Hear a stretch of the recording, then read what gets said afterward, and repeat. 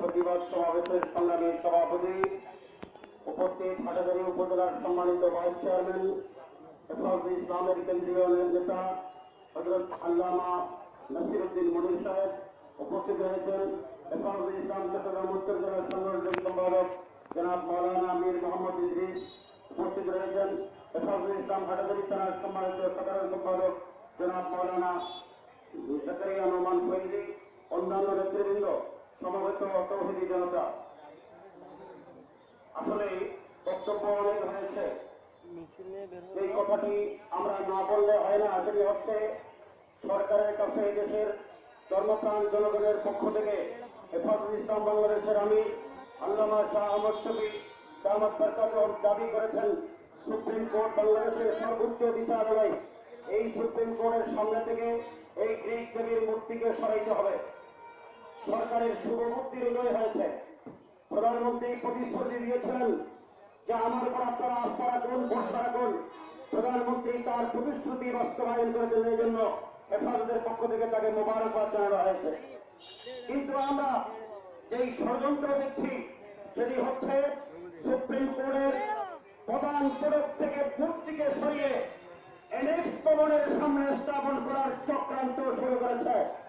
পরিষ্কার ভাষায় বলে দিতে চাই, বাংলাদেশের তৌহিদি জনতা বুকে রক্ত থাকতে এই জমিন সুপ্রিম কোর্টের আঙ্গিনায় থাকতে পারবে না।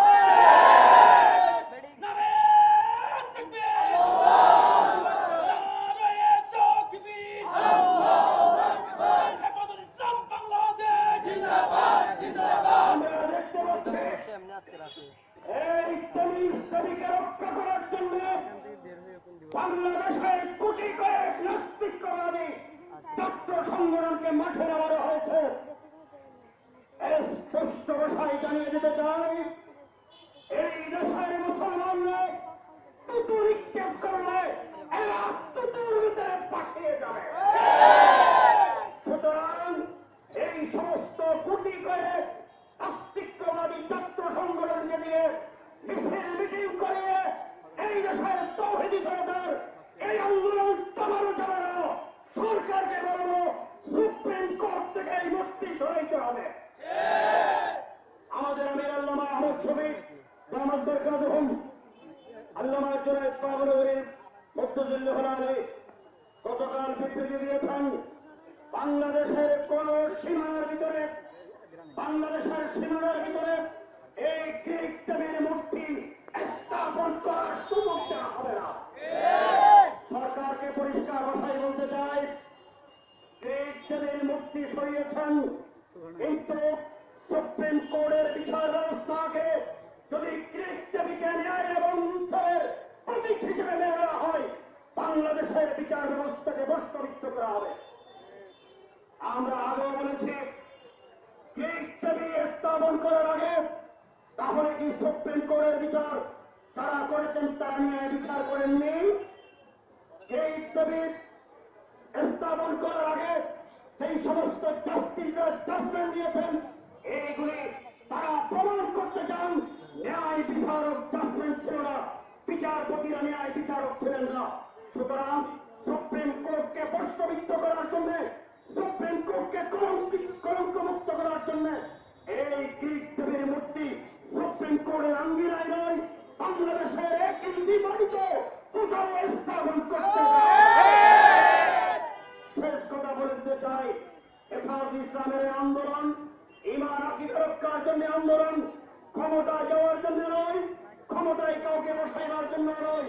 সুতরাং আমরা নাস্তিকবাদী শক্তির বিরুদ্ধে, ইসলাম বিদ্বেষী যে কোনো কর্মকাণ্ডের বিরুদ্ধে পাশে ছিলাম, আছি, ভবিষ্যতে থাকবো এবং যে কোনো সময় যে কোনো শক্তির পক্ষ থেকে যে কোনো ইসলাম বিদ্বেষী কর্মকাণ্ড হবে আমরা প্রতিবাদ করব।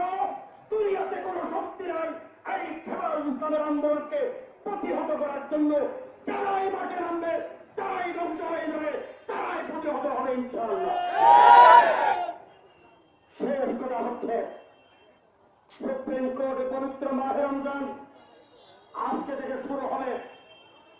মাহে রমজানের পবিত্র রক্ষার জন্য বাংলাদেশে এই মূর্তিকে কেন্দ্র করে কোন ধরনের জন্য হয় প্রশাসন, গোয়েন্দা সংস্থা এবং সরকারের উচ্চ পর্যায়ের সকল মহলকে আমরা অনুরোধ করব এই পবিত্র মাহে রমজানে ইবাদত বন্দেগী করার জন্য আল্লাহর রহমত থেকে যেন মুসলমানরা বঞ্চিত না হয়, দেশে বিশৃঙ্খলা তৈরি না হয়, এই পরিবেশ ঢুকাই রাখার উদাত্ত আহ্বান জানিয়ে আমার বক্তব্যকে শেষ করছি। আসসালামু আলাইকুম রহমতুল্লাহ। ধন্যবাদ জনাব মৌলানা আজিজুল ইসলামাবাদী দামত বরকাতুহুকে। জিন্দাবাদ জিন্দাবাদ জিন্দাবাদ আহমেদ শফিক জিন্দাবাদ বিশ্বনাথ জাগেরকার আহমেদ শফিক জিন্দাবাদ আহমেদ শফিক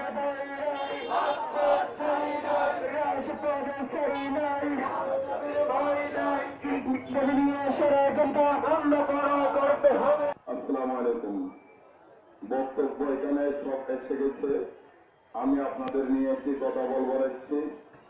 আল্লাহ তাআলা قال رسول الله صلى الله عليه وسلم من لم يشكر الناس لم يشكر الله।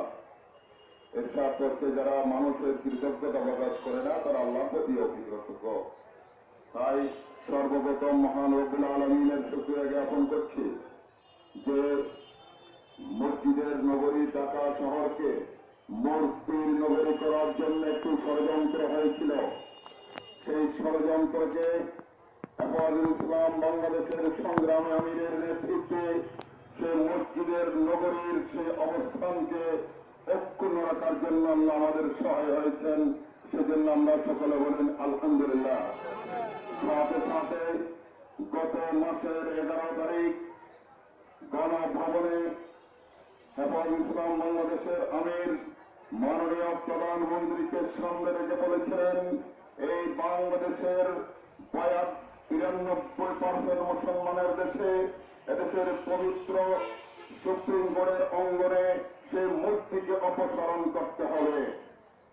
প্রধানমন্ত্রী বলেছিলেন আপনারা আমার উপর আস্থা রাখুন, আমি এই মূর্তিকে অপসারণ করব ইনশাআল্লাহ। মাননীয় প্রধানমন্ত্রী তার প্রতিশ্রুতি বাস্তবায়ন করেছেন এবং ইসলামের পক্ষ থেকে তাকে আমরা অভিনন্দন জানাচ্ছি। সাথে সাথে পরশু রাত্রে আমি 2টা পর্যন্ত সংবাদ দেখেছি আমাদের এই যে মিনাল হক নামে এক ভদ্রলোক, তিনি নিজের মায়ের জন্য যেভাবে কান্না করেন না, মূর্তির জন্য সে আরো বেশি কান্না করছে। এগুলো কিসের ইঙ্গিত? এগুলো হচ্ছে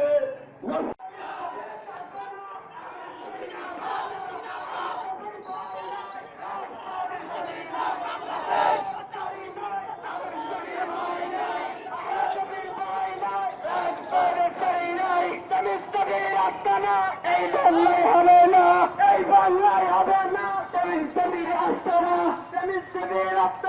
এই বাংলায় হবে না, শাহবাগীদের আস্তানা এই বাংলায় হবে না, চালিয়ে দাও পুড়িয়ে দাও আস্তানা।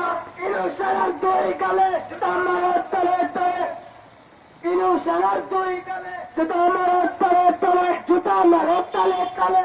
রাস্তার মধ্যে থেকে এসে তারা পরিবার মিছিল করে আর সুপ্রিম কোর্টের সেই দলিলের ধারাবাহিক করে আমরা তাদেরকে চিনি। তারা সমাজের মধ্যে যারা রাত অবধি মাসকে মাস তাদের বিভিন্ন ধরনের অপকর্মের পরিশ্রমী বাংলার জনগণ জানেন। তারা আবার সমাজ থেকে বিতাড়িত হয়ে সুপ্রিম কোর্টের দরজায় এসে তাদের সেই পুরনো চরিত্রকে আবার উপস্থাপন করার দুঃসাহস করছে ষড়যন্ত্র জনতা। আমরা চাই আগামীতে কোন নাস্তিক, কোন মোরতাদ, কোন জমির দেবীর বাজেটটা বাংলার জমিনে হবে না। বাংলাদেশে কোন অইসলামিক ইমানের উপর আঘাত হয়ে এ ধরনের কোন কিছু তহিদ জনতা সহ্য করবে না। আমরা সবাই একসাথে এর প্রতিবাদ জানাবো। একসাথে আমরা এই বাংলার জমিনে ইসলামী হুকুমের প্রতিষ্ঠার জন্য কাজ করে যাবো ইনশাআল্লাহ। ওমা তৌফিক ইল্লা বিল্লাহ। ভাইস চেয়ারম্যান জনাব নাসিরউদ্দিন মুনী সাহেব, মঞ্চবর্তী আড়াই থানা সভা ইসলামের সময়ত সাধারণ সম্পাদক জনাব মৌলানা ফখরুল রহমান ফৈজি, মঞ্চে উপস্থিত জনাব হেফাজতের অন্যতম নেতা জনাব মৌলানা এমআই স্পিকার, মঞ্চে উপস্থিত হেফাজতের অন্যতম নেতা জনাব মৌলানা কামরুল ইসলাম কাসেমি, মঞ্চে উপস্থিত হেফাজতের নেতা জনাব ফুরকান সিকদার সহ সংগ্রামী জনতা। আপনারা জানেন গত পরশু বাংলাদেশ সরকার হেফাজতের আন্দোলনের ডাকে আল্লামা আহমদ শফির আহ্বানে এই একটি আন্দোলন হয়েছিল। এদেশে টেমিজমের বিরুদ্ধে সরকারের সুবুদ্ধি উদয় হয়েছে। সরকার প্রধান ওয়াদা দিয়েছিল, তিনি ওয়াদা রক্ষা করেছেন। আল্লাহ তাআলা আমাকে টাকা তৌফিক দিয়েছেন, আল্লাহ তাআলা শুকরিয়া আদায় করছি এবং সঙ্গে সঙ্গে জানাচ্ছি কিছু বৈপুর সংগঠনের নামে কিছু ব্যক্তি মাঠে নেমেছে এই টেমিজমকে হুমকি দেওয়ার জন্য। আমরা সরকারকে জানাতে চাই আল্লামা আহমদ শফির সুস্থ, তার কোটি কোটি সাগরিতে কোনো সুস্থ হয়নি, রাজপথে আছে, থাকবে ইনশাল্লাহ।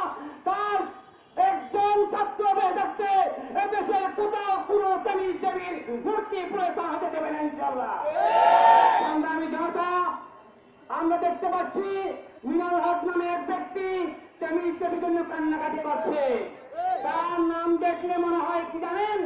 আমরা জানি কাদার ঘোড়া মিলে খচ্চর হয়, তার নাম মিনাল হিন্দু, আবার হক মুসলিম, তার মানে খচ্চর নয়, হবিসকে। এই হবিসকে এদেশ থেকে অপসারণ করতে হবে। এই হবিসকে চাই না আমরা। সে বড় হুমকি দিয়েছে আরেকটি মুক্তিযুদ্ধের। তুমি জানো মুক্তিযুদ্ধ কে করেছে? মুক্তিযুদ্ধের সর্বাধিনায়ক শেখ মুজিবুর রহমানের কোন বক্তব্যে পেশ করে বলতে চাই, কোন বক্তব্যে কথা স্পষ্ট হয়নি তিনি এদেশকে নাস্তিকবাদী করতে চেয়েছেন। শেখ মুজিবের কোন বক্তব্য নাই এদেশের সন্তানের প্রকাশ করার কোন বক্তব্য দিতে পারবেন না, বরং তিনি বক্তব্য দিয়েছেন, বারবার বলেছেন ইনশাআল্লাহ, তিনি বলে আল্লাহ সাহায্য করবেন। অর্থাৎ তিনি ধর্মের পক্ষে ধর্মীয়ান্ত্রিক করেছেন, ধর্মনিয়ান্ত্রিক করেছেন এবং তিনি ধার্মিক ছিল, মুসলমান ছিল। অতএব মুসলমানদের রাষ্ট্র, মুসলমানদের স্বাধীন করা রাষ্ট্র এদেশের মুক্তিযুদ্ধের ভুয়া মিথ্যা জোর দিয়ে এদেশকে কলঙ্কিত করার চেষ্টা করবে, বিদেশ থেকে টেমিজমের মতো দেবী আমদানি করবে, সেই সুযোগ দেওয়া হবে না। এদেশের মানুষকে, এদেশের জাতিকে, এদেশের মাটিকে দেবী মুক্ত করতে হবে। এই দাবি রেখে এবং আগামীতে কোন দেবীকে কোথাও পুনঃস্থাপনের সুযোগ না দেওয়ার জন্য সরকারকে অনুরোধ জানিয়ে আজকে আমার এই বক্তব্য শেষ করছি। সঙ্গে সঙ্গে আপনার জেলা প্রধানকে বলতে চাই, আজকে রমজানের প্রথম দিন শুরু হচ্ছে, আজ থেকে তারাবি শুরু হবে, সেহরি শুরু হবে। অনতি বিলম্বে লোডশেডিং বন্ধ করুন, অন্যথায় লোডশেডিংয়ের বিরুদ্ধে জনতা নেমে আসলে আপনারা পালাবার সুযোগ পাবেন না। মানুষকে নিরবচ্ছিন্নভাবে নামাজ আদায় করার, সেই খাবার মার্কেট করার সুযোগ করে দিন, অন্যথায় দেশের মানুষ মনে করবে বাপ্তি মনে করে টাকা সরকার প্রধানের বিরুদ্ধে আন্দোলনকে ইসলাম বিদ্বেষ বসে আছে, তাদের বিরুদ্ধে মানুষ ব্যবস্থা নেবে। এই বলে আমি আমার বক্তব্য শেষ করছি। আসসালামু আলাইকুম রহমতুল্লাহ।